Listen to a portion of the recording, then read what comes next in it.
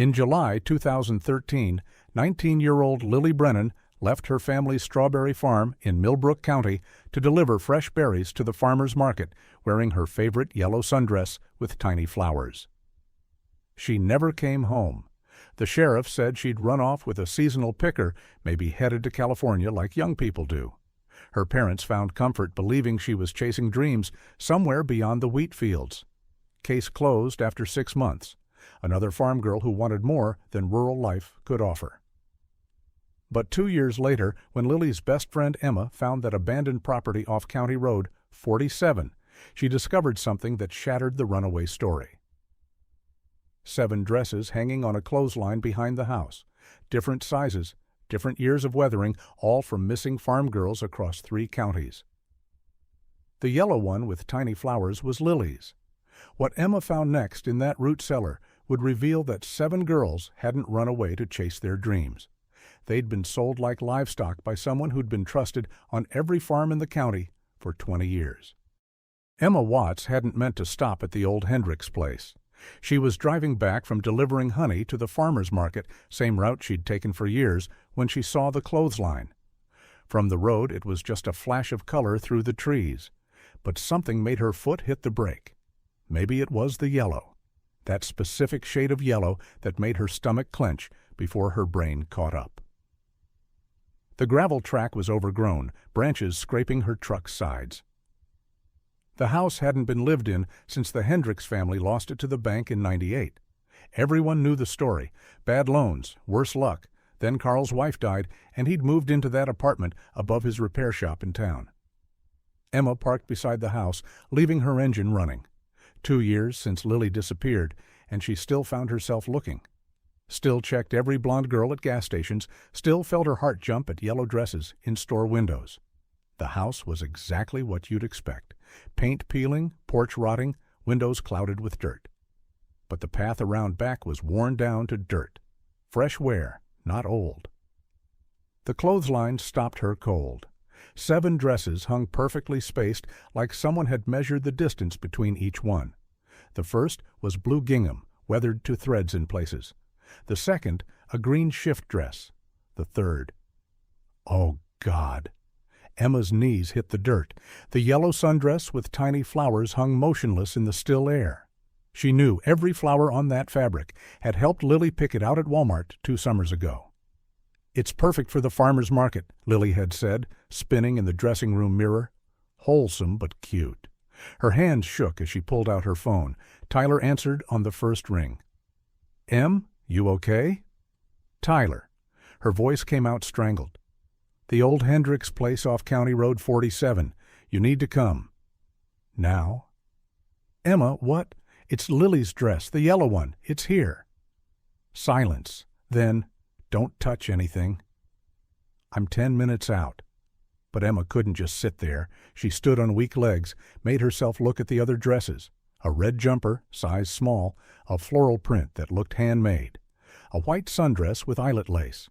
The last one looked new, barely weathered, still had store creases in the fabric.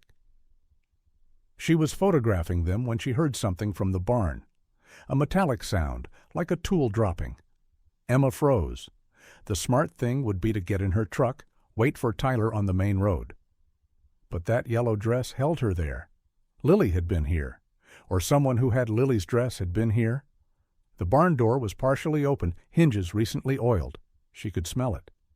Inside, old equipment sat under tarps. But in the corner, a modern tool chest with the lid open, papers scattered on the ground like someone had left in a hurry. Emma picked one up. Equipment maintenance log. Morrison Farm, September 2009. Signature at the bottom. Carl Hendricks. The Morrison girl. Emma remembered her. Ashley, couple years older, disappeared right before harvest. Said she ran off with some college boy. Another paper. Holstead Farm, July 2003. Carl Hendricks. The Holstead girl. Jenna. Before Emma's time, but everyone knew the story. Page after page. Every farm that had lost a girl.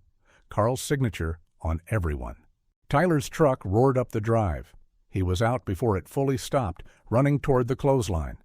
Emma watched him stop at the yellow dress, saw his hand reach out, then pull back, afraid to touch it. Tyler! She held out the papers. Carl Hendricks. He was at every farm. Tyler's face went white as he read.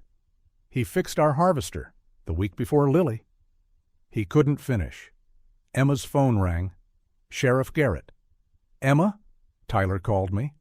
Don't let him do anything stupid. I'm 5 minutes out.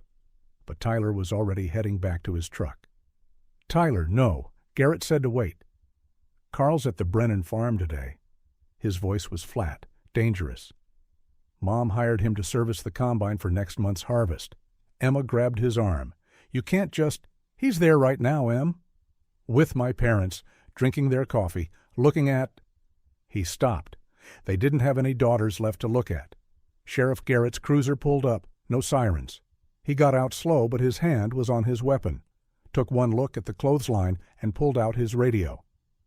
This is Sheriff Garrett. I need all available units at the old Hendricks place, County Road 47, and someone find Carl Hendricks. Approach with caution. He's at the Brennan farm, Tyler said. Garrett looked at him sharp. You sure? Mom had him scheduled for today, combined maintenance. The sheriff was already moving back to his car. You two stay here. Don't touch anything. State police are coming. Tom. Emma held up the maintenance logs. There's more. Garrett looked at the papers, his face getting harder with each page. Jesus, 20 years. He's been doing this for 20 years. After Garrett left, Emma and Tyler stood by the clothesline in silence. The sun was getting low, making long shadows. The yellow dress moved slightly in a breeze Emma couldn't feel. She loved that dress, Emma said quietly. I know. She wore it that last morning, said it made her feel pretty. Tyler's hands were fists at his sides. If he hurt her... Tyler? Emma touched his arm. Look at the dresses. Really look. He did. 7 dresses, different sizes, different ages of weathering. 7 girls, Emma said. But how many ran away over the years? How many did we just accept were gone? Tyler pulled out his phone, started searching local news archives. Morrison, 2009. Holstead, 2003. Baker, 2005. He kept scrolling. 11 girls in 20 years that ran away during harvest season.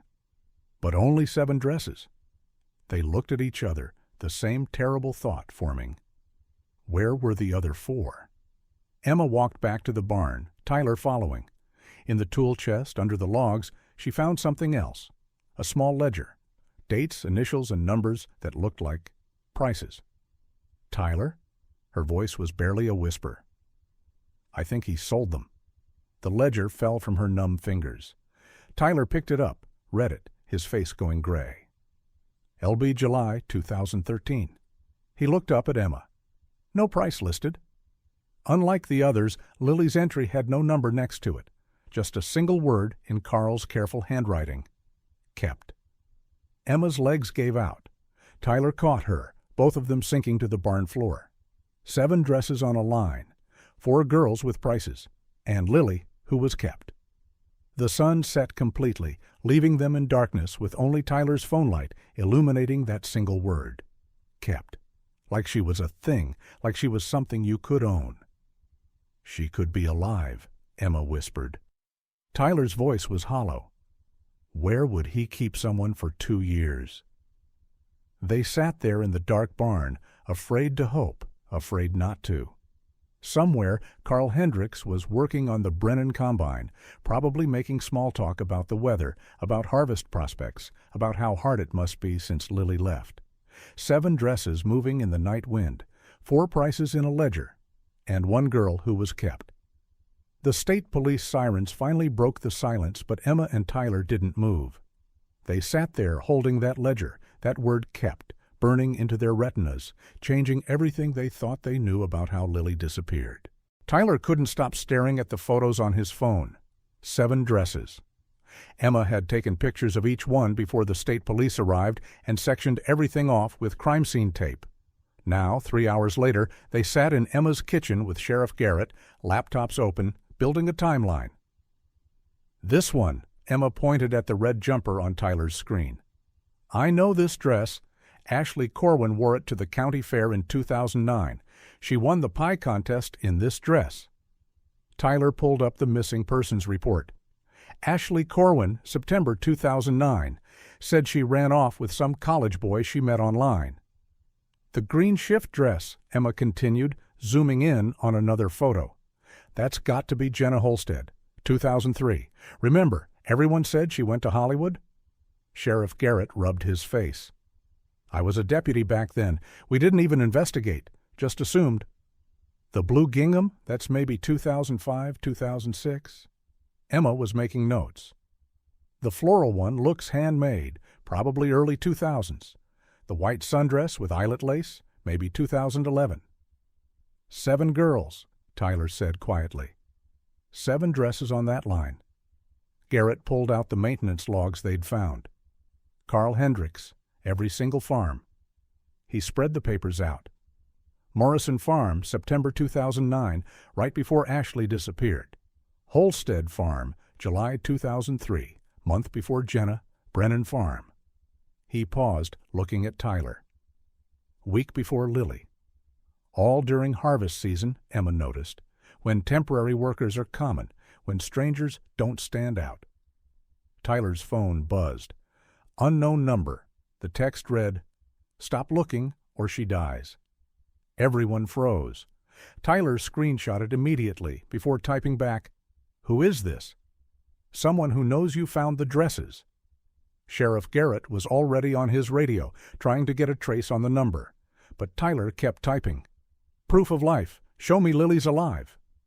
3 dots appeared, disappeared, appeared again. Then a photo came through. Lily, unmistakably Lily, though thinner, hollow-eyed.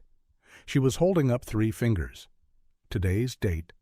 The background was dark, maybe concrete walls. Emma gasped. "Oh my God, she's really alive." Another text. "Stop looking. Stop now, or she disappears forever."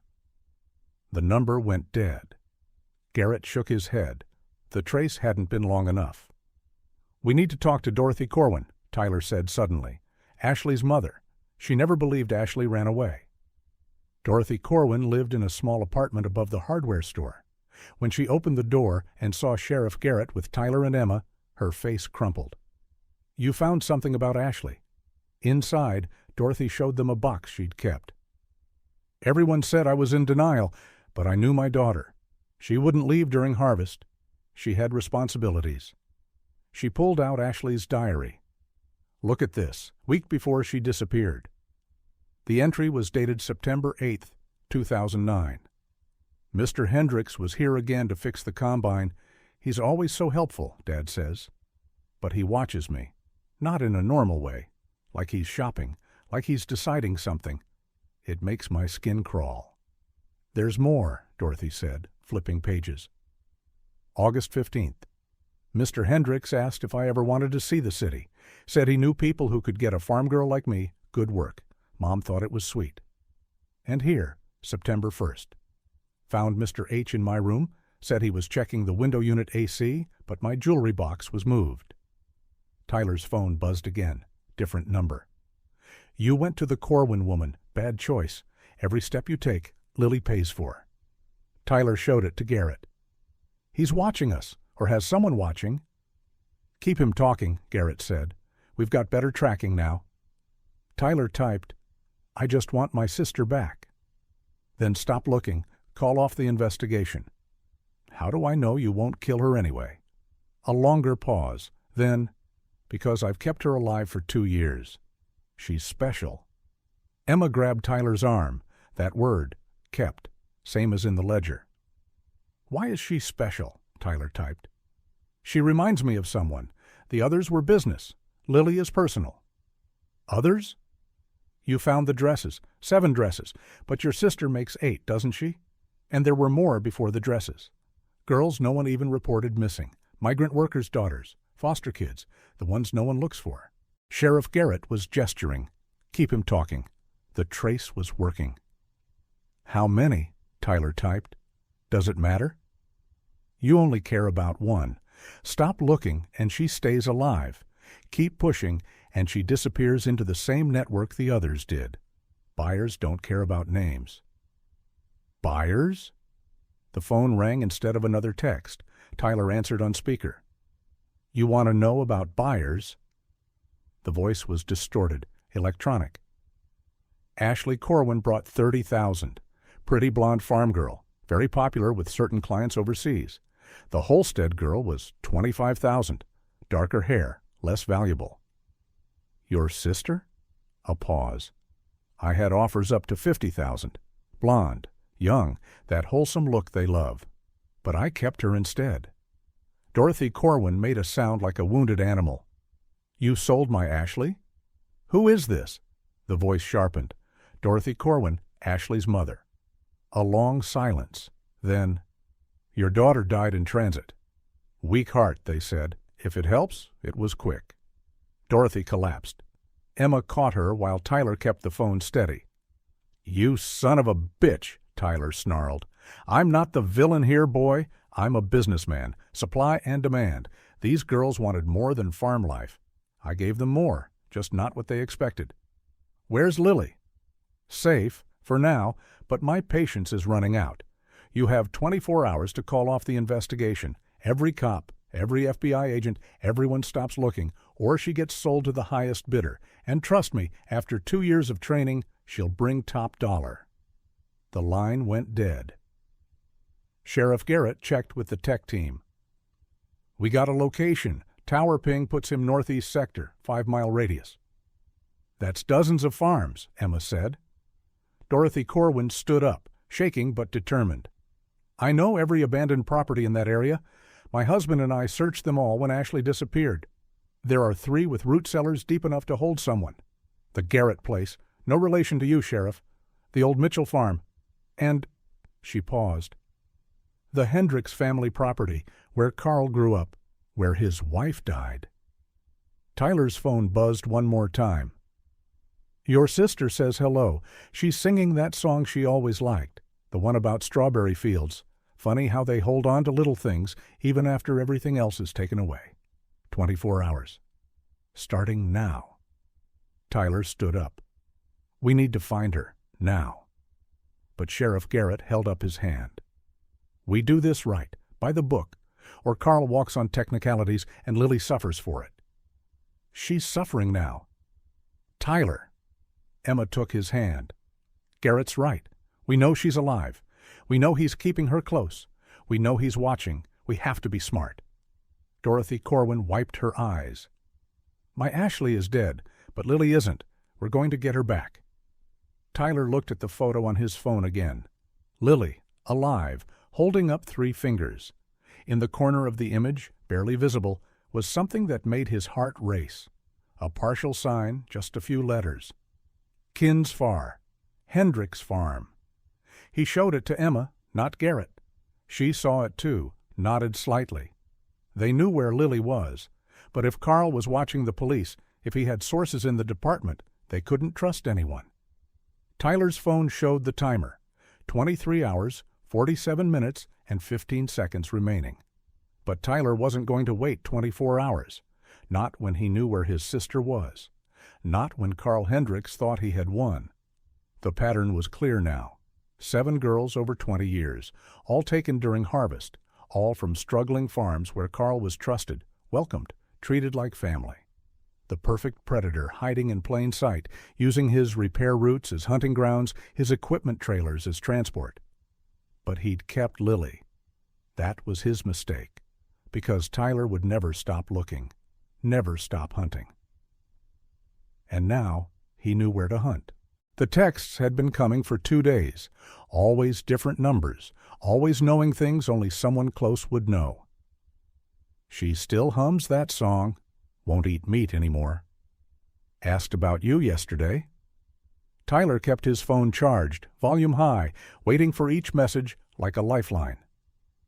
Then this morning, everything changed. Meet me, Millbrook Diner, 2 p.m., back corner booth, come alone or she dies. Now Tyler sat in that back booth, watching a young woman in a grocery store uniform slide into the seat across from him. Maybe 21, blonde, with familiar eyes that made his stomach turn. You're Carl's daughter, Tyler said. Megan Hendricks nodded, hands trembling as she glanced toward the door. I have maybe 10 minutes. He thinks I'm at work. Where's Lily? Alive. Megan pulled out a phone with shaking hands. Don't grab. Just look. The photo was recent. Lily's hair was longer. She was thinner, hollow-eyed, but undeniably alive.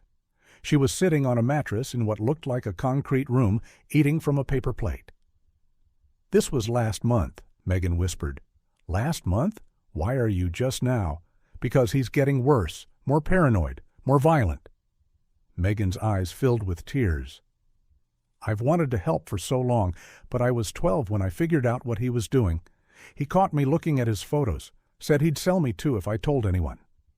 Tyler forced himself to stay calm. Where is she? He moves her. Different properties. Never the same place more than a few days now that you found the dresses. Megan slid a piece of paper across the table. 11 names, 7 sold overseas, 3 died in transit. Lily is the only one he's kept. Tyler stared at the names. Ashley Corwin had a star next to hers, one of the 3 who died. Why did he keep her? Megan's voice dropped to almost nothing. She looks exactly like my mother did at 19. Mom died when I was 10. Cancer. When Dad saw Lily at your farm, something broke in him, or maybe something that was already broken got worse. That's insane. He is insane, but he's also smart. 20 years doing this and never caught. Megan stood abruptly. There's something else. He has another girl now, Katie Summers, 15, grabbed 3 weeks ago from Harrison County. He's keeping them together. 15? Jesus Christ. He keeps this one. I begged him to. Megan's voice cracked. That's what I told him about Lily. Begged him not to sell her. Said she could be like a sister to me. He actually listened, but the others... She pulled out a small notebook, pages filled with careful writing. Everything I could remember. Dates, places, buyers he's mentioned. There's a whole network. They use harvest season shipping routes. Equipment trailers with hidden compartments. Girls disappear from farms. Everyone assumes they ran away. And 3 states over, they're sold to men who... She stopped, unable to continue. Tyler took the notebook. Why now? Why help now? Because he's planning something. He's been destroying evidence, burning papers. He knows you're getting close. Megan leaned forward urgently. And because Lily won't break. 2 years, and she still fights him, still tries to escape. The others learn to comply, but not her. He's getting frustrated. I'm scared he'll... Kill her? Or worse, sell her anyway. He's had offers. $50,000 for a blonde farm girl with 2 years of training. She spit the last word like poison. Tyler's hands clenched into fists. Tell me where she is, right now. I can't. He'll know it was me, but... She hesitated, then pulled out another phone. Take this. It's encrypted. I'll text you when he goes on service calls. You'll have windows of time. Small ones. That's not enough. It's all I have. Megan's composure cracked. You don't understand what he's capable of, what he's already done. Those 3 girls who died, they didn't die in transit. They died in training. He went too far. And I had to help bury them. The diner seemed to spin around Tyler. You helped? I was 14, 15. What was I supposed to do? He's my father. He's all I have. And he said if I didn't help, I'd be next. Tears ran down her face. I've been bringing Lily food for 2 years, cleaning her wounds when she fights back, lying to her that you're still looking when he tells her you've given up. She knows we're looking? I tell her every time I can. It's the only thing keeping her sane. But Tyler? Megan wiped her eyes. She's different now, broken in ways that won't heal. Whatever you're imagining, it's worse. Tyler showed her the text he'd received that morning with the video of Lily spitting at the camera. She seems pretty strong to me. Megan almost smiled. That's from last week. She'd bitten him when he tried to... He was furious, but also impressed. Said she was just like Linda, my mom. Fight her to the end. Your mom fought him? Different kind of fighting. She suspected, I think. Near the end, when the cancer had spread to her brain, she kept saying things. About the girls. About the barn. Dad said it was the morphine, but I think she knew. The encrypted phone buzzed. Megan went pale. That's his tracker. He's checking where I am. She stood quickly. I have to go. The phone will only receive messages. Can't send. Too risky. When I text, you'll have GPS coordinates and a time window. Usually 90 minutes when he's on service calls. What about Katie? The 15-year-old? Same place as Lily. He keeps them together now. Says they're easier to control if they have each other to worry about. Megan moved toward the door, then stopped. Tyler? When you get her out, and you will get her out, tell her Megan kept her promise. She'll know what it means. What promise? But Megan was already gone. Tyler sat there for another 5 minutes, processing everything. 11 girls over 20 years, a network of buyers, equipment trailers with hidden compartments, and Lily, still fighting after 2 years of hell. He looked at the notebook Megan had left. Pages of careful documentation, routes, dates, partial license plates, names of buyers, just first names or nicknames, but it was more than they'd had before. The banker, Chicago Jim, the professor, men who bought girls like cattle. One entry made him stop cold. July 2013, LB, initial offer $30,000 from the banker. Dad refused. Offer raised to $50,000. Dad refused again. Banker angry. Dad says this one isn't for sale. Ever. She's family now. Family. Carl Hendricks had kidnapped Lily and called her family. Tyler's regular phone rang. Sheriff Garrett. Tyler, where are you? Millbrook Diner. Why? Carl Hendricks just filed a restraining order against you. Says you've been harassing him, stalking his daughter at her work. What? I know it's bullshit, but it means he knows you're onto him. He's trying to get ahead of this. Tyler, whatever you're planning, I'm not planning anything. Don't lie to me, son. I know you met with someone. My deputy saw you. Tyler was silent. Was it Megan Hendricks? I can't. Tyler, if she's involved, she's complicit. She could be playing you. She's not. She's terrified of him. Or that's what she wants you to think. Tyler, we need to do this right, through proper channels. Your proper channels let him operate for 20 years. The previous administration is gone. I know. But Tom, he has connections. Someone in your department. Someone who's been warning him. Silence on the other end. Then, come to the station. Bring whatever she gave you. We'll protect you both. Tyler looked at the encrypted phone, the notebook, the list of 11 names.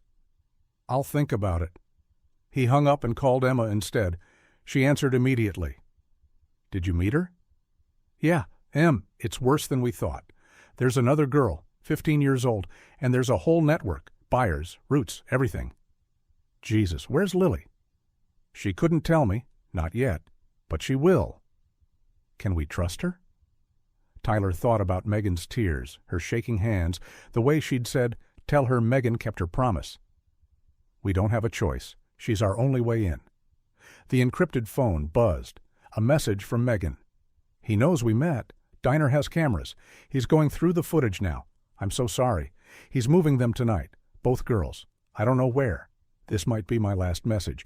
If it is Old Henderson property, Garrett Farm, or Mitchell Place. Those are his 3 backup sites. Root sellers at all of them. Find them, please. Then nothing.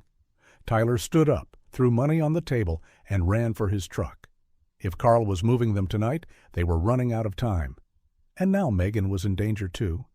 The network was bigger than they'd imagined. But it was also starting to crack. 20 years of careful operation, and Carl Hendricks was finally making mistakes. The question was whether they could find Lily and Katie before those mistakes got everyone killed. Megan's notebook was a roadmap to hell. Tyler and Emma sat in the sheriff's station conference room with Sheriff Garrett and 2 state police detectives going through each page. Megan had documented everything she could remember over the years. Dates, partial conversations, license plates, phone numbers she'd seen written on scraps of paper. July 2003, Jenna H. sold to Chicago Jim for $25,000. Trailer pickup at midnight. September 2009, Ashley C. died in transit. Dad burned her things except the dress.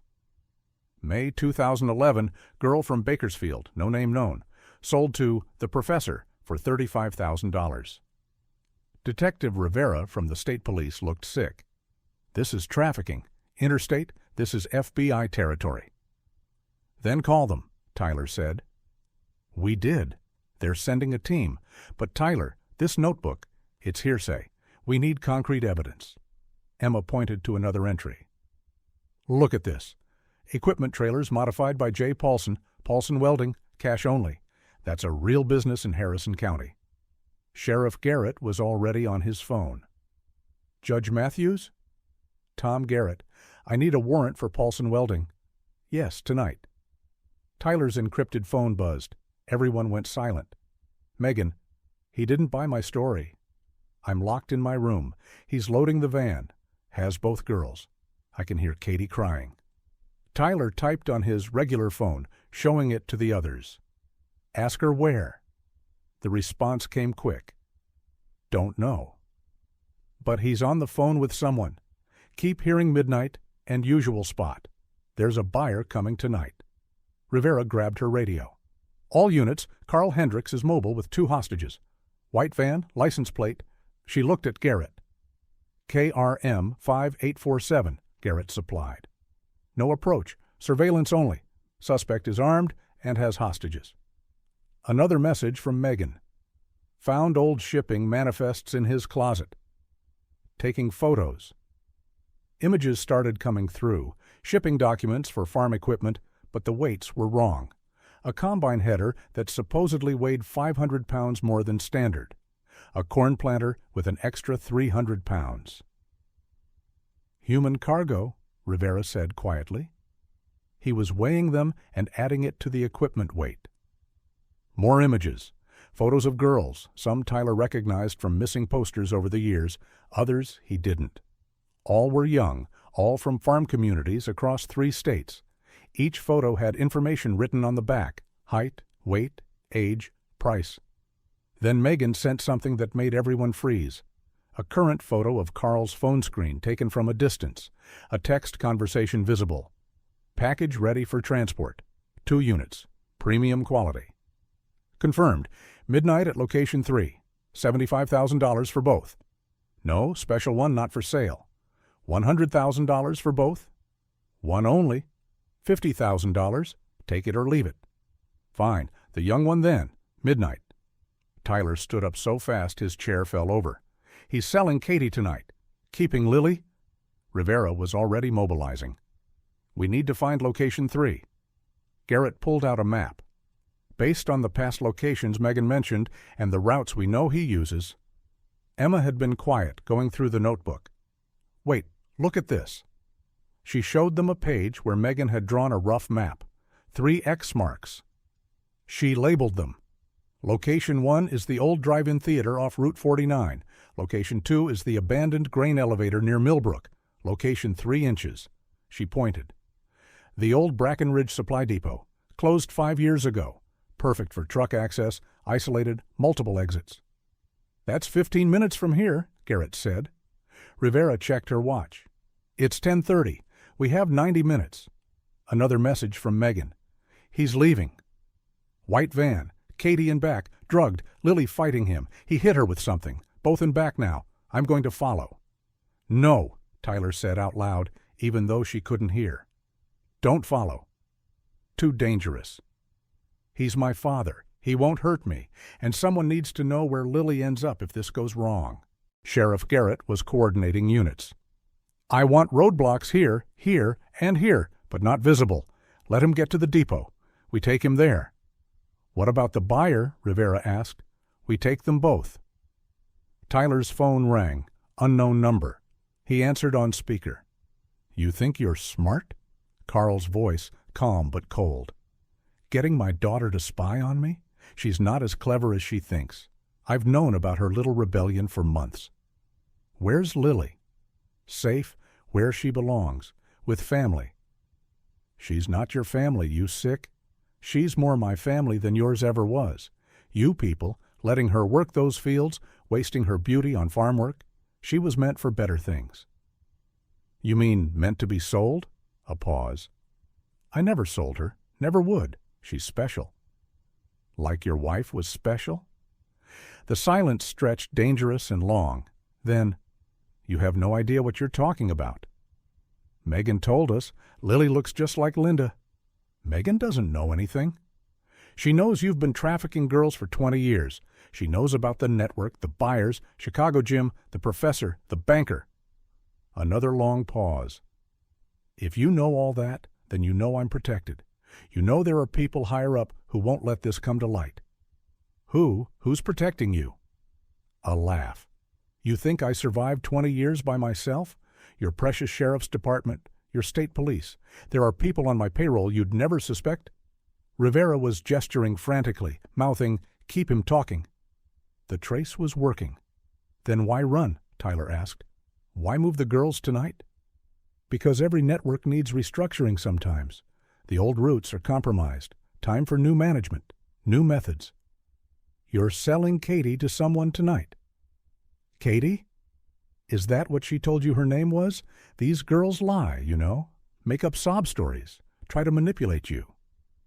In the background of the call, Tyler could hear muffled crying. Then Lily's voice, faint but clear. Tyler, I'm... A sound of impact. Silence. She never learns, Carl said conversationally. 2 years and still fighting. It's admirable, really.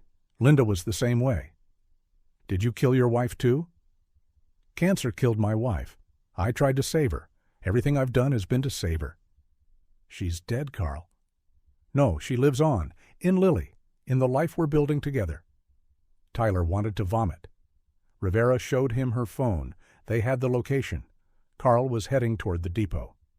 Carl, let them go, both of them. It's over. It's never over. You took my daughter from me, turned her against me, so I'll keep yours. Fair trade. The line went dead. Rivera was already moving. All units converge on Brackenridge Depot. Approach silent. We go in at 11:45. Tyler grabbed his jacket. I'm coming. No, you're a civilian. That's my sister. Sheriff Garrett stepped in. Tyler rides with me. Stays in the vehicle. That's the deal. As they raced toward the depot, Tyler's encrypted phone buzzed one last time. Megan. Following at distance. He doesn't know.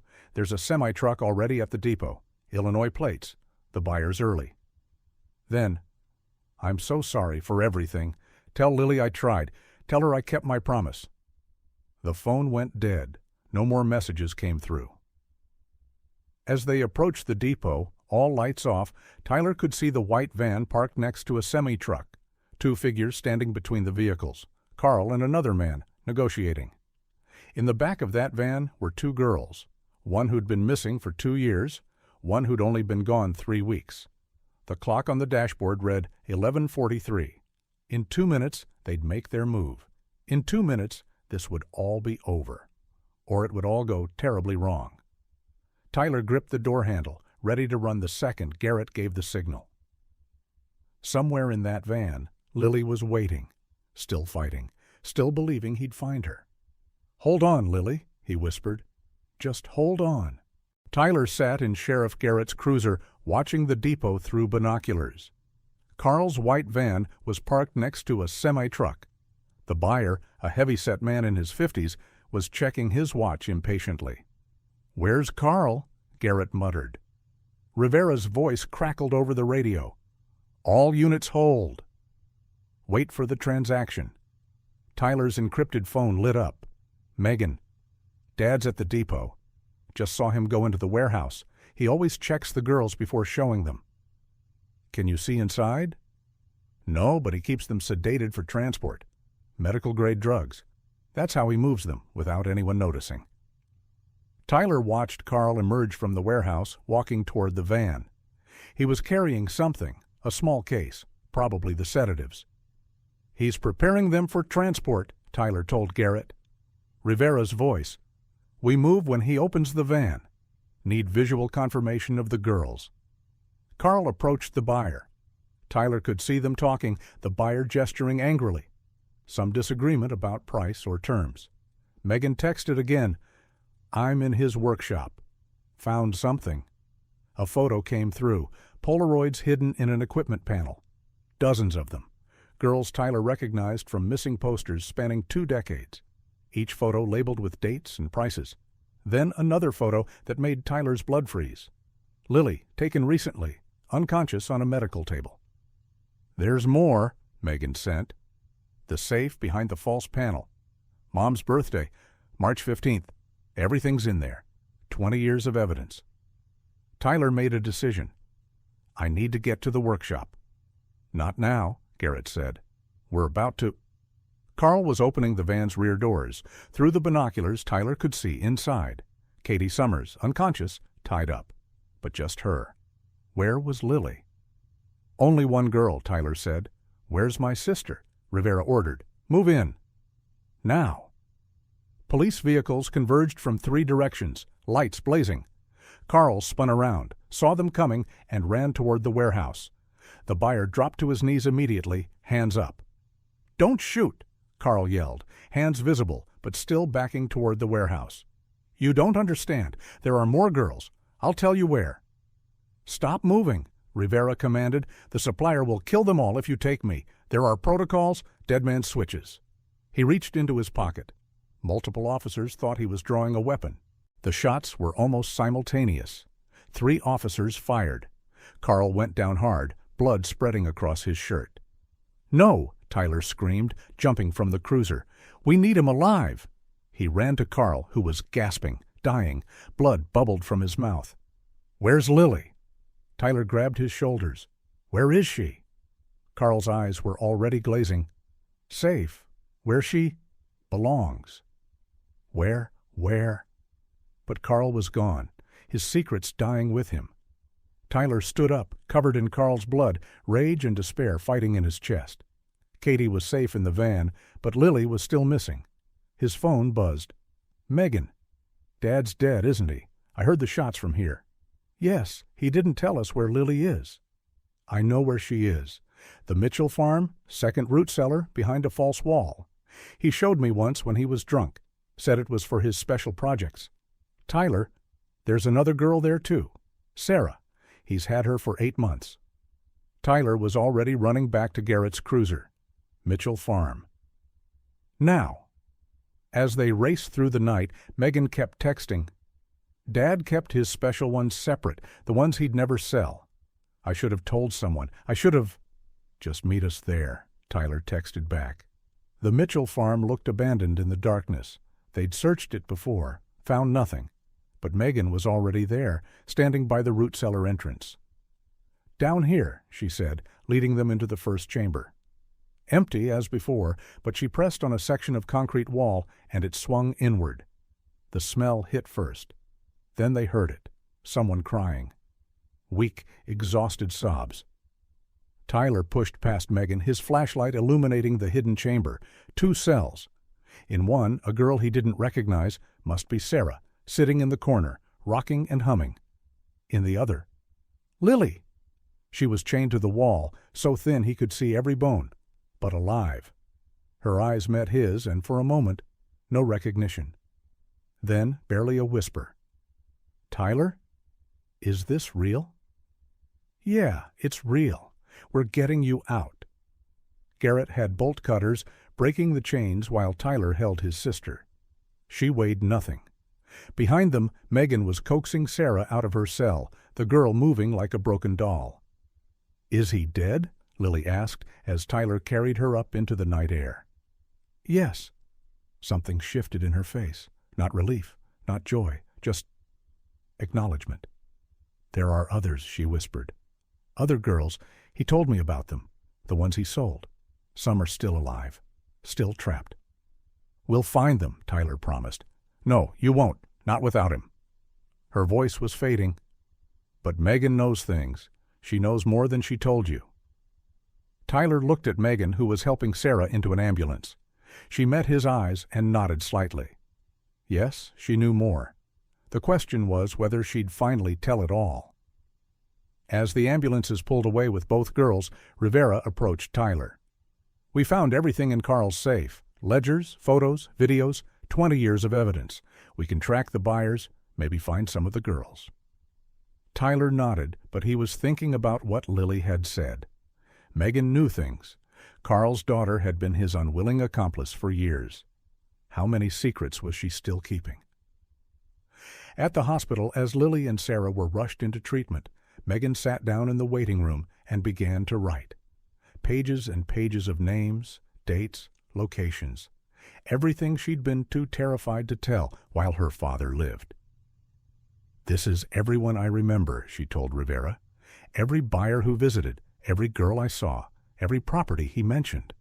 She paused. "There's someone called the supplier, Dad's partner.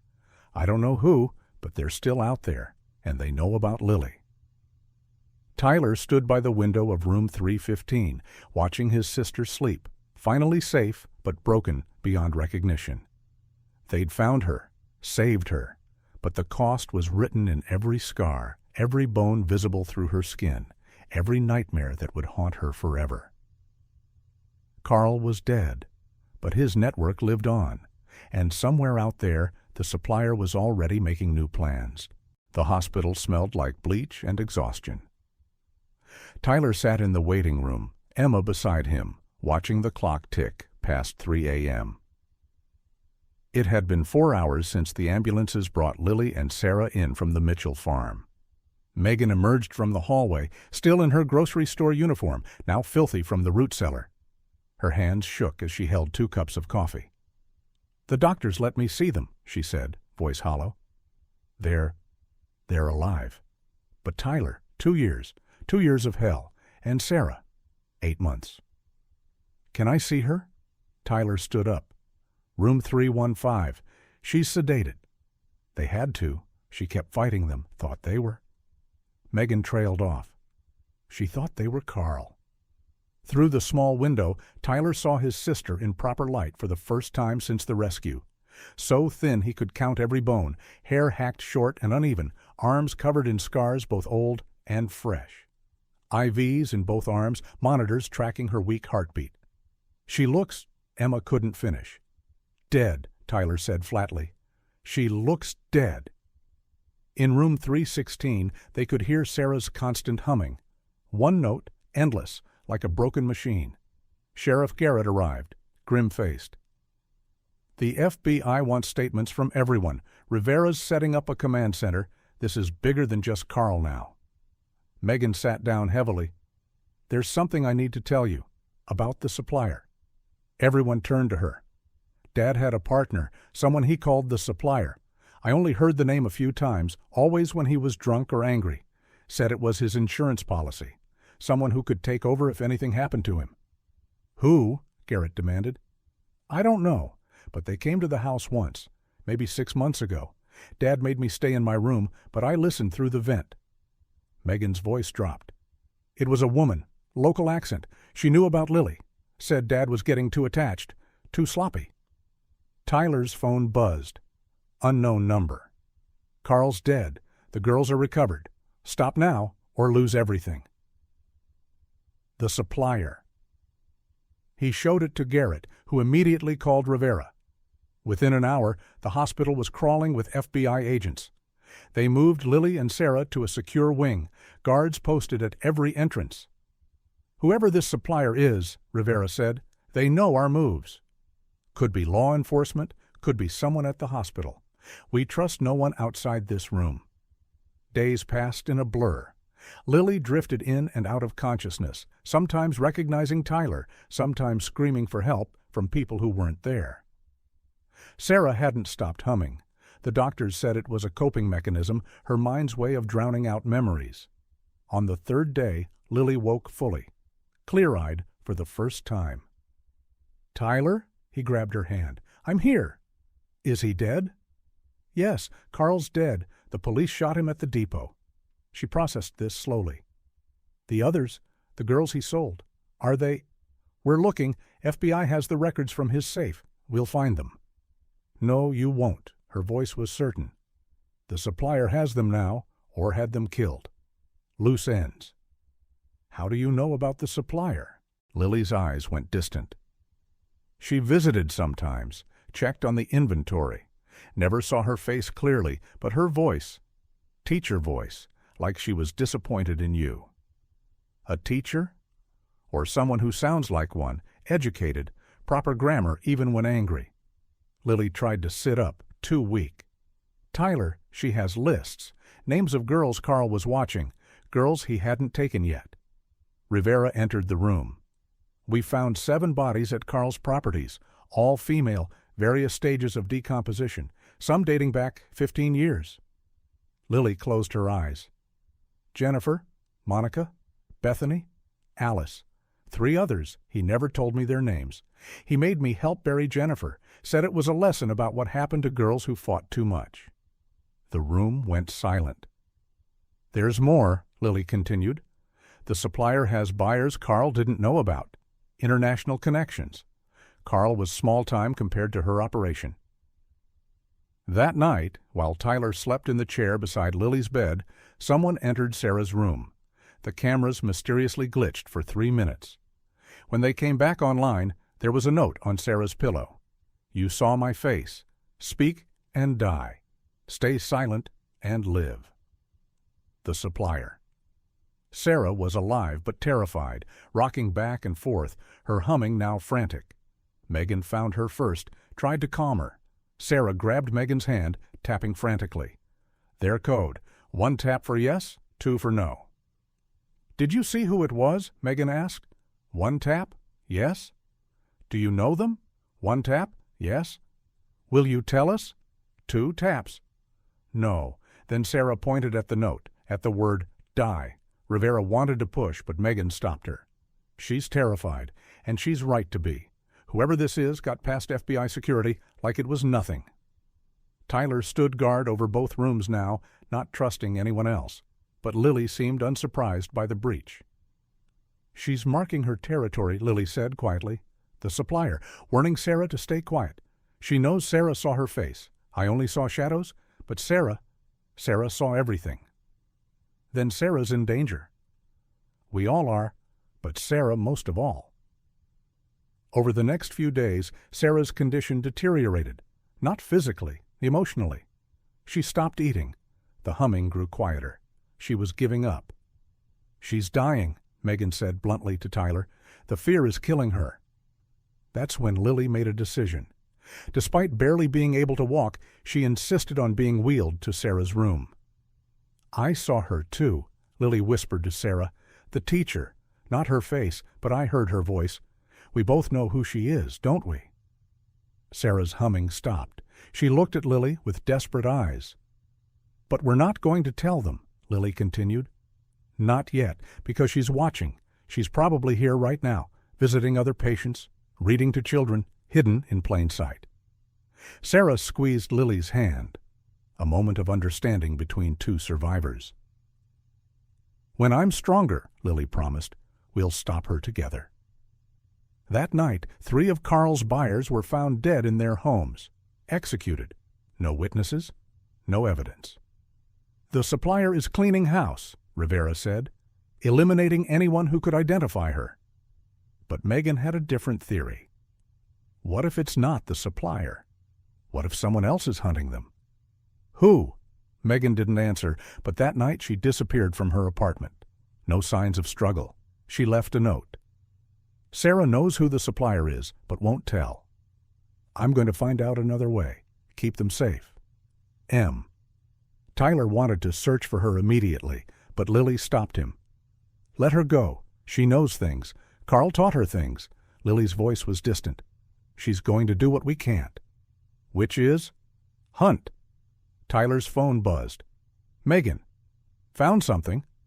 Dad kept calendars. The supplier met him every 3rd Tuesday, during school board meetings. It's someone in the school system, someone who's been there forever. I'm going through records. We'll contact when I know more. Rivera wanted to trace the phone, bring Megan in, but Tyler deleted the message. She's our best chance, he said. She knows Carl's patterns better than anyone. In her hospital bed, Lily stared at the ceiling. A teacher? She whispered. Someone who selected which girls were vulnerable, which families wouldn't look too hard. Someone everyone trusts. Sarah in the next room had started humming again, but now it sounded different, like she was trying to hum a name, a warning the hunt had reversed. But the hunter was still hidden, and somewhere out there, Megan was following a trail only she could see, using everything Carl had taught her, but for a different purpose. The predator's daughter had become something else, something the supplier should fear. Megan sat in the Millbrook Sheriff's Station, going through yearbooks from every school in 3 counties. Lily's single word, teacher, had triggered something in her memory. A woman who'd visited Carl late at night, someone he'd been almost afraid of. "There," she said suddenly, pointing at a photo. "Ms. Patricia Vance, Harrison Elementary. She retired 5 years ago." Tyler leaned over, an unremarkable woman, mid-50s in the photo, pleasant smile. "You're sure?" "She came to the house maybe 6 times over the years, always at night. Dad would send me to my room, but I listened. She had this voice, sweet on top, but underneath." Megan shuddered. She scared him, and nothing scared him. Sheriff Garrett ran the name. Patricia Vance, clean record, taught 3rd grade for 30 years. Model teacher, beloved by students. Wait. His face changed. "She owns property, lots of property." The screen filled with deeds and titles. 14 properties across 3 states, all rural, all isolated, all purchased with cash over the past 20 years. "How does a teacher afford—" Tyler started, then stopped. "She was using Carl's money, laundering it through real estate." "She was more than that," Megan said quietly. "I remember now. Dad called her the banker once, said she handled the financial side while he handled the product." Rivera pulled up tax records. "She's been filing as a farmer, agricultural tax breaks on all properties. But look," she pointed at the screen. "No crop sales, no livestock records. These farms aren't producing anything." "Except girls," Tyler said. They had to move carefully. No warrants yet, not enough evidence. But that night, Megan made her choice. "I'm going to her house," she announced. "Absolutely not," Garrett said. "She knows me, thinks I'm like my father, broken, compliant. I can get inside, find evidence." "It's too dangerous." "Sarah is dying." Megan's voice was flat. "She's given up, won't eat, barely drinks. The doctors give her maybe a week. And Lily. Lily screams in her sleep about other girls. Names. Amanda, Jessica, Robin. They're out there somewhere, on those properties, and every day we wait is another day of hell for them." Tyler wanted to argue but couldn't. Lily had been awake more often, but couldn't stop shaking. Couldn't be touched without screaming. Whatever she'd endured had broken something fundamental. "I'll wear a wire," Megan said. "She'll check," Rivera pointed out. "Then I'll find another way." Megan stood. "She's expecting me anyway. Dad told her I'd take over if anything happened to him. She's probably wondering why I haven't contacted her." An hour later, Megan parked outside Patricia Vance's house, a modest ranch on the edge of town.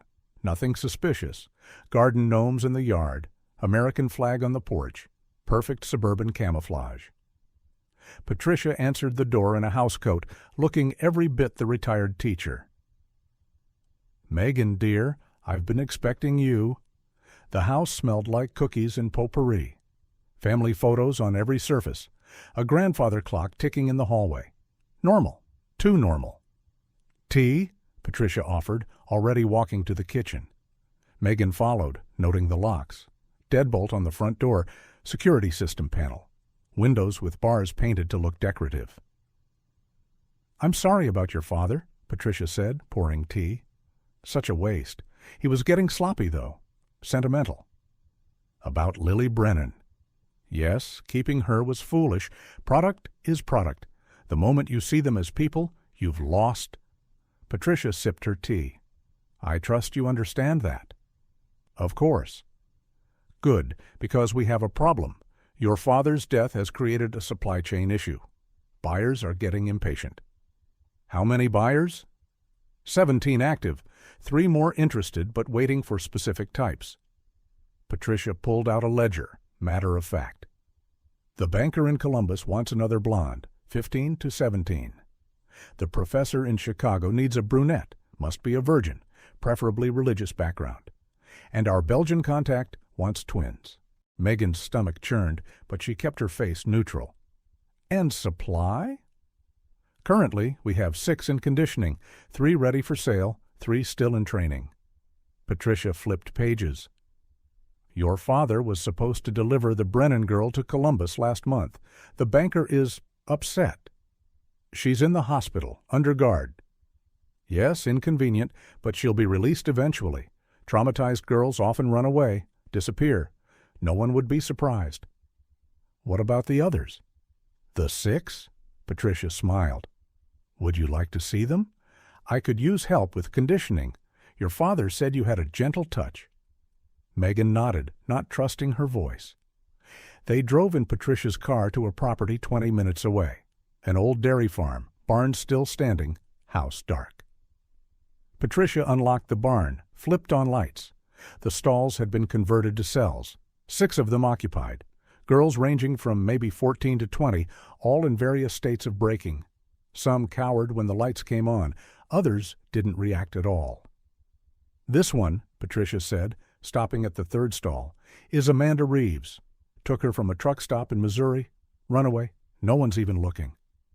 Amanda was maybe 16, red hair matted, bruises on her arms. She looked up when Patricia spoke, eyes vacant. She's nearly ready. Another week of conditioning, and she'll be perfect for the professor. Megan made herself look at each girl, memorized faces, counted stalls, noted the setup. Her phone was recording audio from her pocket, not admissible in court, but enough to get warrants. How long have you been doing this? Megan asked. Oh, longer than your father. I started in the 80s, different times then. Easier. No cameras everywhere, no cell phones. I recruited Carl in 2003.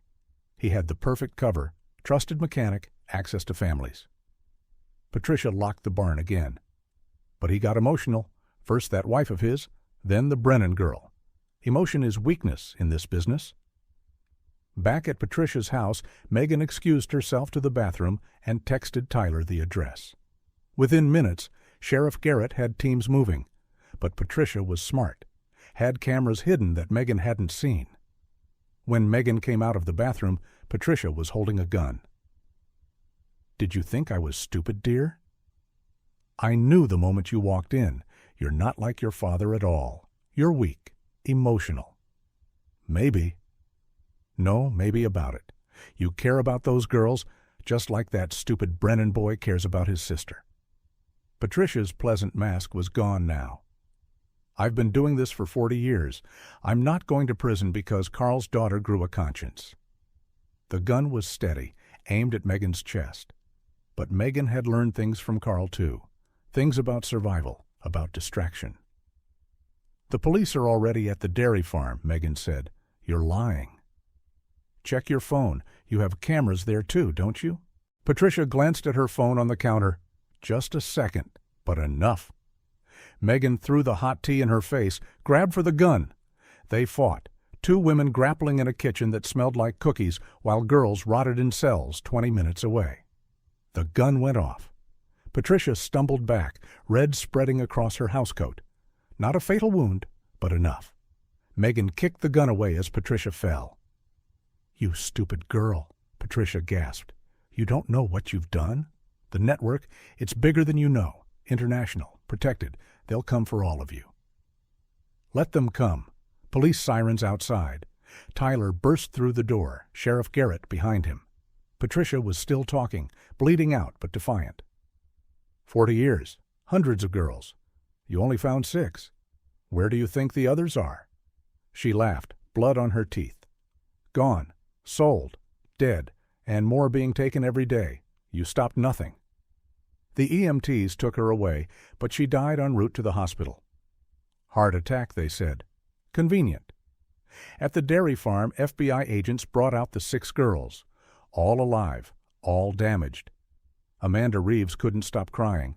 Another girl, Jessica Wu, hadn't spoken in 3 months. The youngest, Robin Martinez, was 14 and pregnant.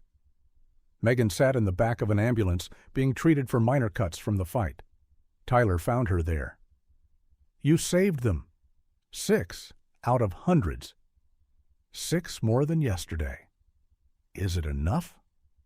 Tyler thought about Lily, who woke up screaming, about Sarah, who was dying by choice, about Katie, safe but broken, about the 7 graves they'd found.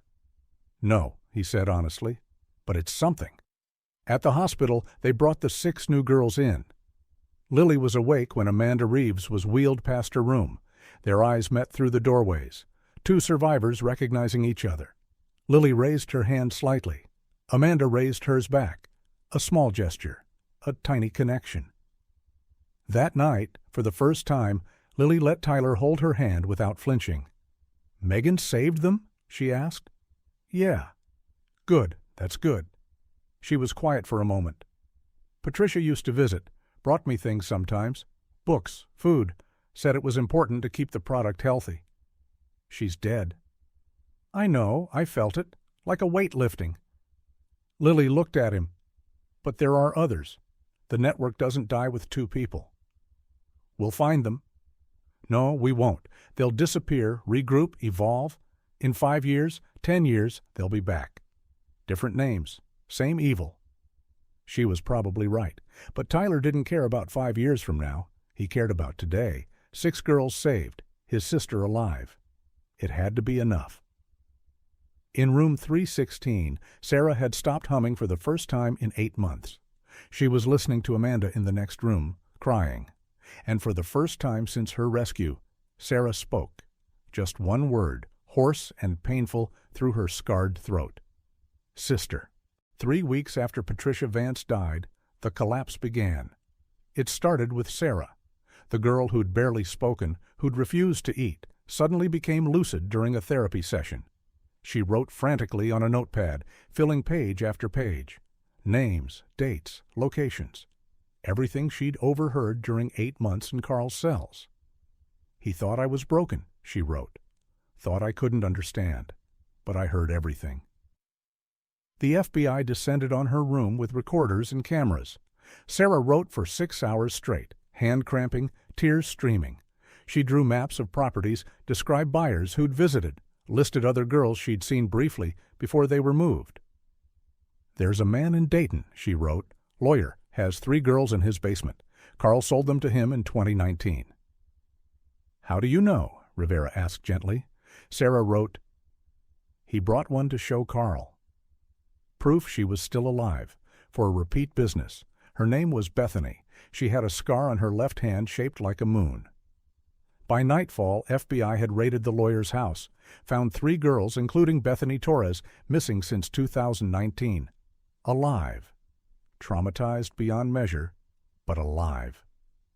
The lawyer talked immediately, trying to cut a deal. Named 6 other buyers. The dominoes began falling. In room 315, Lily watched the news coverage with hollow eyes. "It's happening," she said to Tyler. "The network is eating itself." She was right. Buyers were panicking, some trying to destroy evidence, others attempting to flee the country. A few, terrified of prison, took their own lives. Each arrest led to more names, more locations, more horrors uncovered. Megan was released from holding after Patricia's death was ruled self-defense. She spent every day at the hospital, helping Sarah communicate, sitting with the 6 rescued girls. She'd become something between a translator and a therapist, the only one who understood both sides of the horror. "Amanda wants to talk to you," she told Lily one afternoon. "I can't." "She says you kept her alive. Says Carl made her watch videos of you fighting him. Said if you could survive, she could too." Lily was quiet for a long moment. Then she got out of bed, first time in days, and walked on unsteady legs to Amanda's room. Tyler watched through the doorway as the 2 girls sat in silence for almost an hour. Then Amanda reached out her hand. Lily took it. They didn't speak, just held on like they were drowning, and the other was the only solid thing left. That night, Lily told Tyler something that chilled him. Carl kept recordings. Of all of us. He'd sell copies to buyers who couldn't afford the real thing. Her voice was mechanical. There are hundreds of men out there who watched those recordings. Watched Sarah. Watched all of us. The FBI is tracking them down. No, you don't understand. Some of them are cops, judges, FBI agents. Carl showed me once to prove I'd never be free.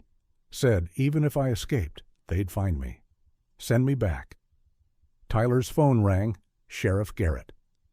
We have a problem. Someone leaked Sarah's location. There's been a threat. Within an hour, all the girls were being moved to a secure facility. But during the transfer, everything went wrong. 2 ambulances were hit by a truck that ran a red light. The driver disappeared before police arrived. In the chaos, Robin Martinez, the pregnant 14-year-old, vanished. The security cameras mysteriously malfunctioned. No witnesses saw anything. Inside job, Rivera said grimly. Someone in law enforcement. Sarah, who'd been in the other ambulance, began writing frantically. The dispatcher. Carl sold his cousin to the dispatcher. He's compromised. They arrested the dispatcher that night. Found Robin in his basement, alive but in severe distress. The stress had sent her into early labor. The baby didn't survive. Neither did what was left of Robin's stability. The news hit Lily hard. She stopped eating, stopped talking, just stared at the wall. Tyler tried everything, but she was gone, lost in whatever place her mind had created. Emma came to visit, bringing strawberries from the market. "Remember these?" she asked Lily. "You were wearing your yellow dress going to sell them. You said it was going to be your best sales day ever." Lily blinked, focused on Emma for the first time in days. "The yellow dress." "We found it at Carl's place. Do you want—" "Burn it." "Lily." "Burn it. Burn everything. I don't want any of it." But the next day she asked Megan to get the dress, held it in her lap, running her fingers over the fabric. "I was a different person in this dress," she said. "Someone who believed the world was safe. Someone who thought bad things happened to other people." "You can be that person again." "No, she's gone. Carl took her. What's left is just—" She trailed off. The collapse accelerated. 47 arrests in 3 days. A federal judge, 2 state senators, a police chief. The network Carl and Patricia had built over decades crumbled in weeks. But for every arrest, there were whispers of others escaping, going underground, starting over elsewhere. Dorothy Corwin came to visit, bringing news that 3 of the buyers had confessed to locations where they'd buried girls who hadn't survived. Ashley Corwin was found in a field in Indiana. Her mother could finally bury her properly. "Does it help?" Lily asked. "Knowing?" Dorothy considered this. "No, but it's better than wondering." Sarah's condition was deteriorating. The months of neglect and trauma had taken their toll on her body. Doctors said her body was shutting down, that she had maybe weeks left. She spent her remaining time writing, documenting everything she could remember. Her testimony would convict dozens, even if she wasn't there to deliver it. One night, she asked to see Lily. They sat together, 2 broken girls who'd survived the same monster. Sarah wrote on her pad, "Was it worth it?" Surviving? Lily thought for a long time. "I don't know. Ask me in a year." Sarah wrote, "I won't be here in a year." "I know." "Will you remember me?" "Every day." Sarah smiled, first time anyone had seen her smile. She wrote one more thing. "We won." She passed away that night in her sleep. Peacefully, the nurses said, like she'd finally found peace. The next morning, Lily put on the yellow dress. "What are you doing?" Tyler asked, alarmed. "Sarah's funeral. She deserves to have someone there who understands." "Lily, you can barely walk." "I'm going." She did. Stood at the graveside in that yellow dress while they buried a 17-year-old girl who'd fought harder than anyone should have to. Only 6 people attended: Lily, Tyler, Megan, Emma, Sheriff Garrett, and an aunt who hadn't seen Sarah since she was 10. After the service, Lily walked to Ashley Corwin's fresh grave nearby, then to the section where they'd buried the unidentified girls found on Carl's properties. 7 headstones marked "Unknown." "We should name them," she said. "We don't know their names," Tyler pointed out. "Then we give them new ones. They deserved names. So they did, made up names for the nameless dead. Hannah, Grace, Faith, Hope, Joy, Mercy, Peace. 7 names for 7 girls who'd never be identified. That night, the news reported that Carl's network had generated over $50 million in 20 years, that at least 200 girls had been trafficked, that only 43 had been recovered alive. Lily turned off the TV. It's not over. The network is destroyed. This network. This one. But there are others. There always have been. Always will be. She looked at Tyler. I want to help stop them. Lily, you can barely take care of yourself. I know how they think, how they choose victims, how they operate. Her voice was stronger than it had been in weeks. I can help. Rivera visited the next day. The Bureau wants to offer you a position. Consultant. Help us identify patterns, predict targets. I'm 18. I haven't even finished high school. You have knowledge no one else has. Experience no one else has. Lily thought about Sarah, writing until her hand cramped, about Amanda, still afraid of doorways, about Robin, catatonic since losing her baby, about Ashley and the 7 unnamed girls in the cemetery. One condition, she said, Megan works with me. She's facing charges. Drop them. She saved 6 girls. She stopped Patricia Vance. She risked everything. Rivera made some calls. Within an hour, Megan's charges were dropped. But that night, everything changed again. Tyler woke to find Lily gone, her hospital bed empty, window open. Security footage showed nothing. The cameras had been looped. Professional job. On her pillow was a note. The network doesn't forget. Neither do I. If you want to see her alive, stop looking. Stop investigating. Let the past die. Or she will. Tyler called Rivera, Garrett, everyone. They searched everywhere, but Lily was gone, taken by remnants of the network, or maybe by a new one already forming. Or maybe, and this thought chilled Tyler most, she'd left on her own, gone hunting. 3 days later, he received a text from an unknown number, a photo of Lily alive, wearing that yellow dress, standing in what looked like a barn. The message read, I'm finishing what Sarah started. Don't look for me. When it's done, I'll come home. Or I won't. Either way, it ends.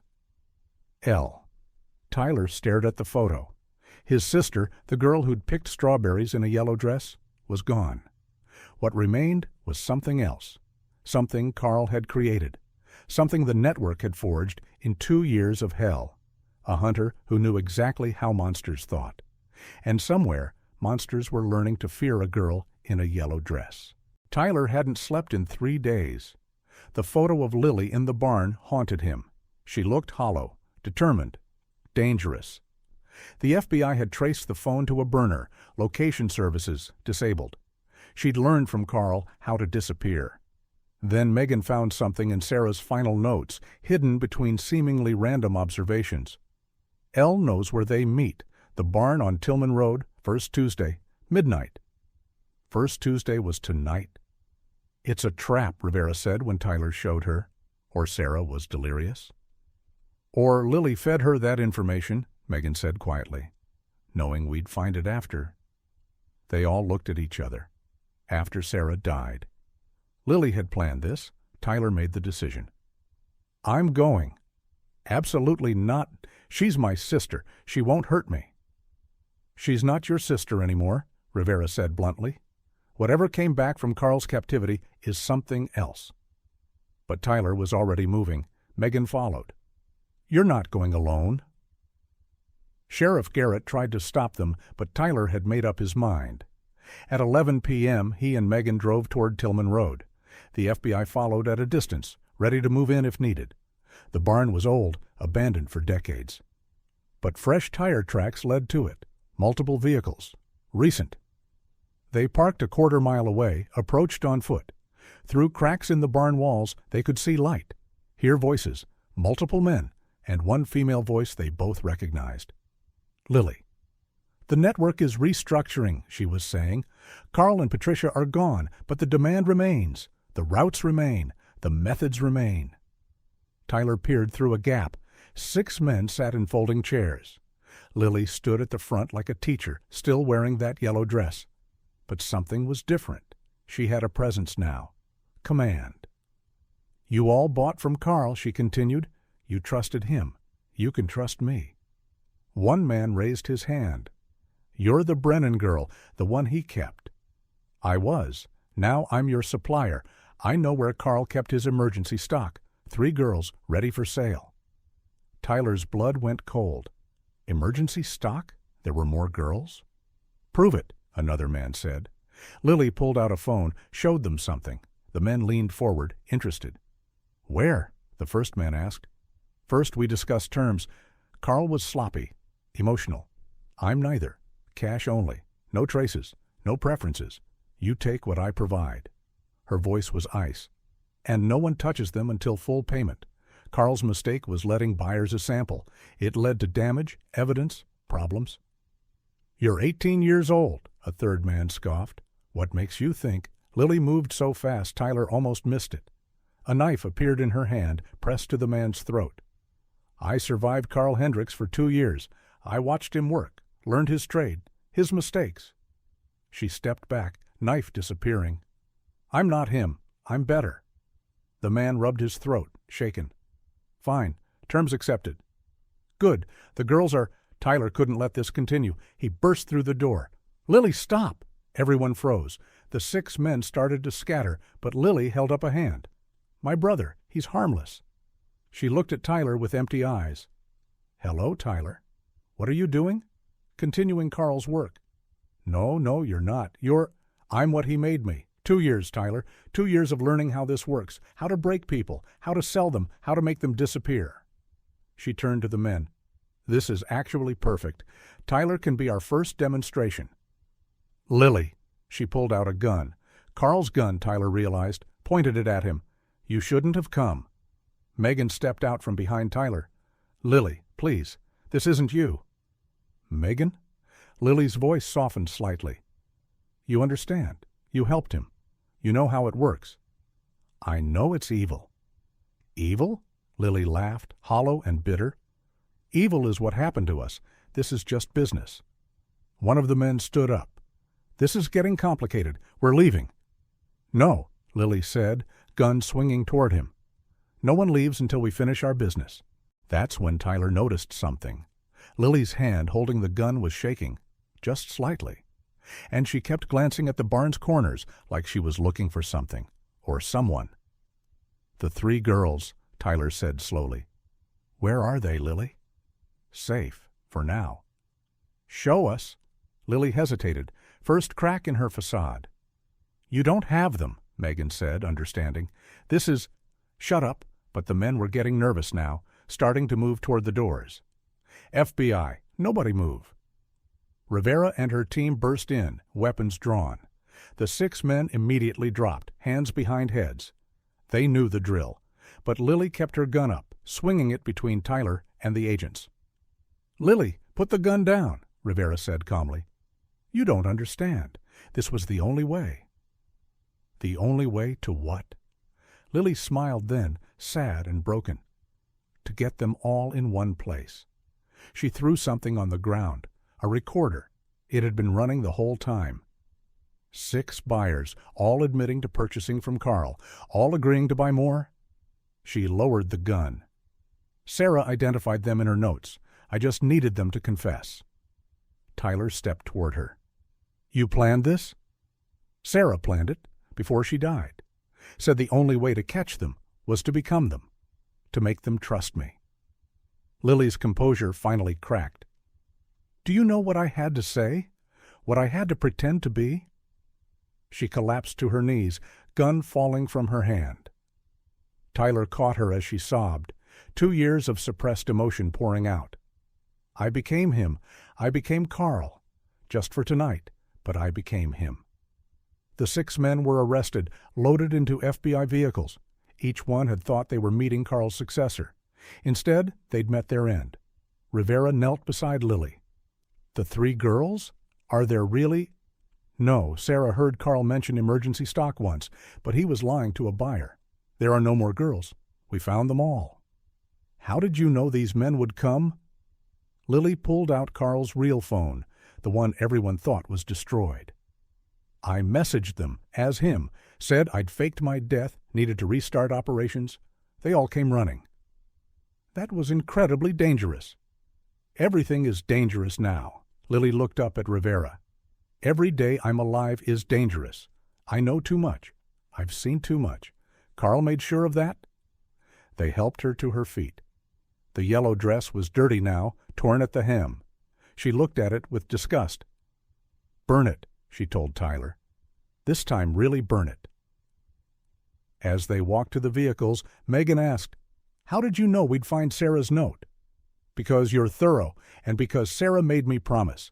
Said you'd need a trail to follow, or Tyler would tear the state apart looking—" Lily managed a weak smile. She was right. Sheriff Garrett was waiting by his cruiser. That was incredibly stupid and incredibly brave. Mostly stupid, Lily admitted. The ride back was silent. Tyler driving, Lily in the passenger seat, Megan in the back. The yellow dress bundled on Lily's lap like evidence of a crime. "I really was going to do it," Lily said suddenly. "If you hadn't come, I was going to sell them girls. Not real ones, but I was going to take their money, get more names, go deeper into the network." Why? Because it's not over. These 6 were nobody, local buyers. The real network, the international one, it's still out there. She looked at Tyler. "And they know my name now, know I survived, know I'm talking. We'll protect you." "For how long? Forever? And what about the next girl, the one taken tomorrow or next week or next month?" Lily stared out the window. Carl was right about one thing. There's always demand, always supply. The network doesn't die. It just changes management. They drove past the cemetery where Sarah was buried, where Ashley and the 7 unnamed girls lay. Lily made Tyler stop. She walked to Sarah's grave in the darkness, knelt in the dirt. "We got them," she whispered. 6 more. You were right. It worked. Tyler and Megan stood back, letting her have this moment. When she returned, she'd left the yellow dress on Sarah's grave. "She would have wanted to see them arrested," Lily said. "This is the closest I could give her." Back at the hospital, Lily checked herself in for a psychiatric evaluation, voluntary commitment. "I need help," she told the doctor. "I have thoughts, dark ones, about becoming like him, about how easy it would be. The fact that you recognize that is good." "No, you don't understand. Tonight, pretending to be him, part of me liked it, the power, the control, after 2 years of having none." She looked at Tyler. "Carl didn't just keep me prisoner. He trained me. Whether he meant to or not, he trained me to think like him. And I'm good at it." The doctor admitted her immediately. Tyler wanted to argue, but Megan stopped him. "She's right. She needs this. Time to deprogram, to remember who she was before. What if she can't? Then we help her become someone new, someone who isn't Carl's victim or his successor. Just Lily." That night, Tyler went home to his parents' house for the first time since learning about the gambling debts. His parents were in the kitchen, aged 10 years and 2 months. "Is she okay?" his mother asked. "No, but she will be." His father couldn't meet his eyes. "Tyler, about the money." "I don't care about the money. I care that you stopped looking for her." "We never stopped." "You did. After 3 months, you accepted she was gone." Tyler's voice was flat. "She knew that. Carl told her you'd given up. That was almost worse than the physical stuff. Knowing you'd stopped looking." He went to Lily's room, still exactly as she'd left it that morning in 2013. The strawberry-scented candle on her dresser, photos of her and Emma at the county fair. Normal teenage girl things. On her desk was a journal. Tyler had never read it, respecting her privacy even in absence. But now he opened it. The last entry was July 14th, 2013. The day before, she disappeared. "Sold 30 baskets today. New record. That creepy mechanic was at the market again. Mr. Hendricks. He bought 3 baskets, but I don't think he even likes strawberries. Just stands there watching. Dad says he's harmless. Hope so. Emma thinks I should tell Sheriff Mills, but tell him what? That a guy buys strawberries? Tomorrow I'm wearing my yellow dress. It's my lucky dress. Going to break today's record for sure. Tyler closed the journal. Somewhere between that entry and now, that optimistic girl had been destroyed and rebuilt as something else. Something that could think like Carl Hendricks. Something that could plan the trap she'd set tonight. His phone buzzed. Lily, from the hospital. Thank you for stopping me. He typed back, You stopped yourself. No, I would have gone through with it. Would have become him. You saved me. You saved yourself, Lily. You always have. A long pause, then. The doctor says I have to stay for at least 30 days, maybe more. Take as long as you need. Will you visit? Every day. Another pause. Then, I love you, Tyler. First time she'd said it since her rescue.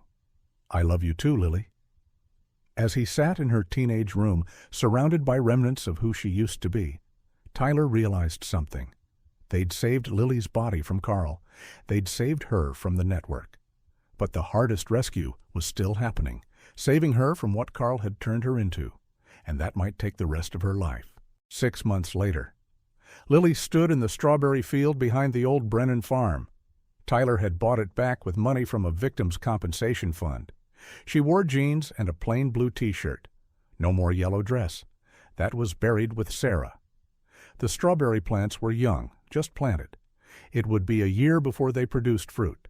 Lily liked that. The waiting, the slow, patient growth. You sure about this? Tyler asked, watching her water the plants. Dr. Martinez says routine helps. Purpose helps. She didn't look up. And I need to reclaim something. This place was ours before it was his. Megan arrived with lunch, now working as a counselor at a survivor's shelter. She'd found her own way to atone. How's group? Hard, Lily admitted, listening to their stories, knowing I can't save them all. She'd been attending survivor meetings for 3 months, not leading them, just listening, learning how others carried their trauma. Some, like Amanda Reeves, had gone home to families who didn't know how to help them. Others, like Robin Martinez, were in long-term facilities. Katie Summers had moved to Oregon with her aunt, trying to start over where no one knew her story. The trials start next week, Tyler said carefully. I know. 43 men would stand trial over the coming year. Lily would have to testify at most of them, describe things she'd never told anyone, not even Tyler. The prosecutors said her testimony was crucial. You don't have to. Yes, I do. She finally looked up. Sarah died getting those names. The least I can do is make sure they pay. Sheriff Garrett pulled up the dirt drive. He visited weekly, checking in, making sure Lily was okay, making sure she was still there. The FBI still worried about revenge attacks from network remnants. Got news, he said. Good and bad. Bad first, Lily said. 3 of the buyers got plea deals, minimum sentences, 2 to 5 years. Lily nodded. She'd expected that. The system protected its own. The good? Found another girl, alive, in Michigan. Your testimony about Carl's methods helped them identify the pattern. Another girl saved. That made 51 total, out of over 200 suspected victims. It's something, Megan said. It's not enough, Lily replied, but it's something. That afternoon, Dorothy Corwin visited. She came by every Sunday, bringing flowers for the small memorial Lily had built at the edge of the strawberry field. 7 wooden crosses for the unidentified girls. I'm moving, Dorothy said. Can't stay here anymore. Too many ghosts. Lily understood. The whole county felt haunted now. Every farm that Carl had serviced, every family that had trusted him, every girl who'd vanished. Where will you go? Florida. My sister lives there. Somewhere no one knows about Ashley, about any of this. Running doesn't help, Lily said quietly. Trust me. I tried. She was referring to the week she'd disappeared after leaving the hospital against medical advice. Tyler had found her at Carl's workshop, sitting in the dark, trying to understand how he'd thought, how he'd chosen victims. She'd been making lists, drawing patterns, becoming obsessed. "I wasn't running," Dorothy said. "I'm trying to live. There's a difference." After she left, Lily worked in the field until sunset. Physical exhaustion helped with the nightmares. Sometimes. That night, Tyler found her reading Sarah's notes again. Hundreds of pages, photocopied, annotated. "You need to stop," he said gently. "She wrote all this while dying. Names, dates, descriptions. She saved lives with these notes. And it's done. The FBI has everything." "No, look." Lily showed him a page. "She mentioned someone called the teacher twice, but Patricia Vance is dead. So who—" "Lily, stop." "There's another layer. There's always—" Tyler took the notes away. "The war is over. You won." "We didn't win. We survived. There's a difference." She was right, of course. The network Carl built was destroyed, but others existed, would always exist. The demand never stopped. Neither did the supply. "Dr. Martinez says you're doing better," Tyler said, changing the subject. "I'm functional. That's not the same as better. You're not having the thoughts anymore about becoming like him." Lily was quiet for a moment. "I still have them, just less often, and I don't listen to them now." "That's progress." "Is it? Yesterday, at the grocery store, I saw a man watching a teenage girl, following her. My first thought wasn't to call the police. It was to follow him home, find out if he had others." She looked at Tyler. "That's what Carl made me, someone who thinks like a predator." "You think like a survivor?" "Same thing sometimes." Tyler's phone rang. "Rivera. We need Lily tomorrow. Pretrial hearing. Defense wants to claim she's too traumatized to be a reliable witness." Lily took the phone. "I'll be there." "You sure you're ready?" "No, but I'll be there anyway." The next morning, Lily put on the only dress she'd kept, a simple black one Emma had bought her.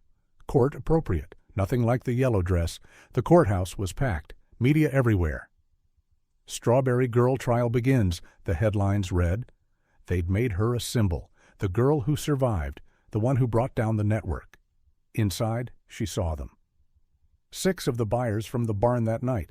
They looked smaller in orange jumpsuits. Ordinary, not monsters. Just men who'd decided girls were property. The defense attorney was aggressive. "Ms. Brennan, you've been institutionalized twice since your rescue?" "Yes." "For psychiatric issues? For trauma recovery?"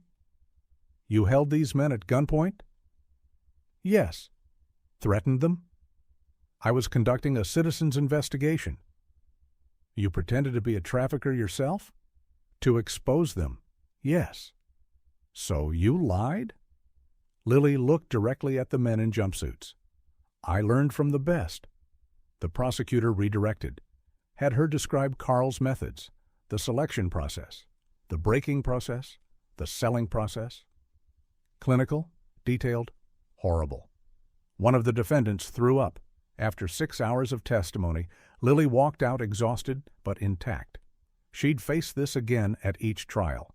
43 times. 43 chances to put predators away. Outside, Megan was waiting. How was it? Hard. Necessary. They drove home in silence, past the farms where girls had vanished, past Carl's old workshop, now demolished, past the cemetery where too many girls lay. At the farm, Lily found someone waiting. A teenage girl, maybe 15, with her mother. "You're Lily Brennan?" the girl asked. "Yes." Something happened to me, last year. A man. He kept me for 3 days before I escaped." The girl was shaking. "The police said there wasn't enough evidence, but I heard about you, what you did, how you survived." Lily knelt in front of the girl. "What's your name?" "Sophia." "Sophia, you survived. That's what matters. But he's still out there, still hunting." Lily looked at the mother, saw the desperation. The system had failed them, just like it had failed so many others. "Tell me everything," Lily said. Tyler pulled her aside. "You can't get involved. You're barely holding yourself together." "She needs help. She needs the police. The police failed her, just like they failed me. failed Sarah, failed all of us. That night, Lily made a decision. She called Rivera. That consulting position, is it still available? Are you ready for that? No, but girls are still disappearing, and I know how to find them. It's dangerous. Everything's dangerous for me now. Might as well use it. A week later, Lily sat in an FBI field office looking at missing persons files. 15 girls in 3 states, all from rural communities, all during harvest season. Different predator, she said, but same pattern. Carl taught someone else. Or someone learned from the news coverage. Lily studied the photos, young faces, smiling, unaware of what was coming. This one. She pointed to a girl from Iowa. She's the outlier, older, different demographic. She wasn't selected. She saw something she shouldn't have. How can you know that? Because that's what I would think, if I were him. Rivera stared at her. That's disturbing. That's what I am now. Disturbing, but useful. They found the Iowa girl 3 days later, alive.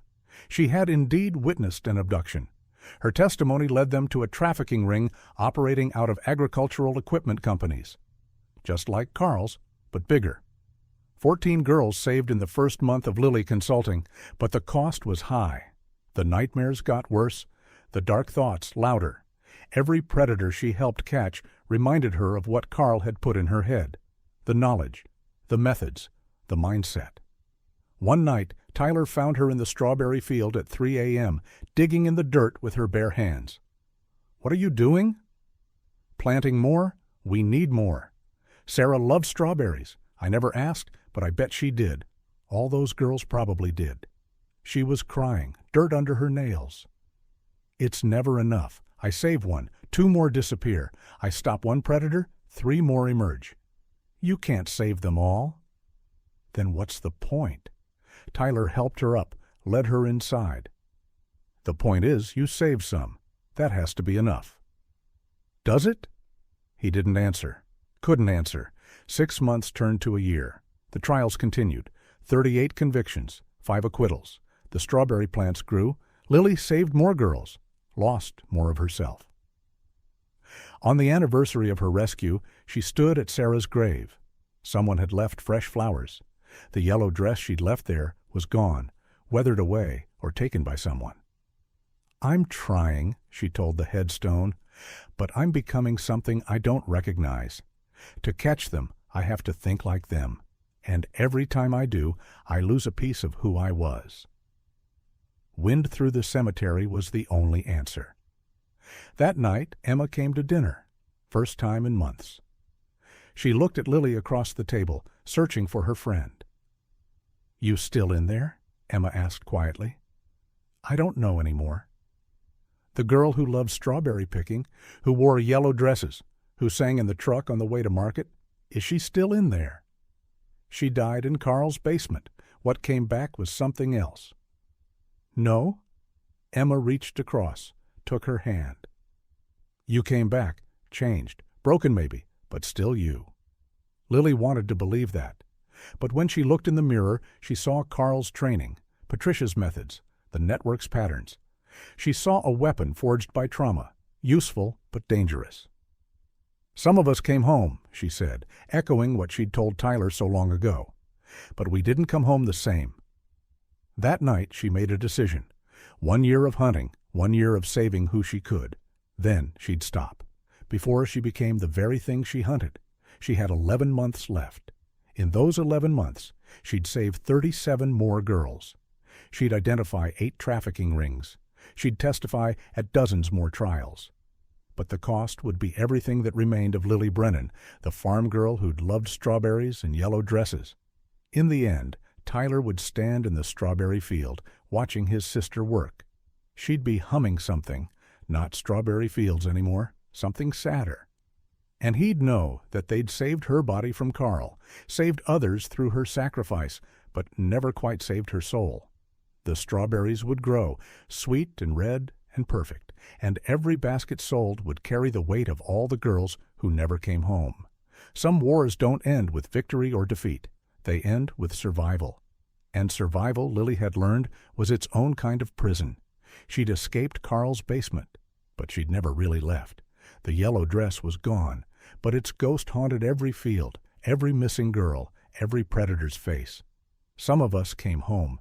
That had to be enough, even when it wasn't.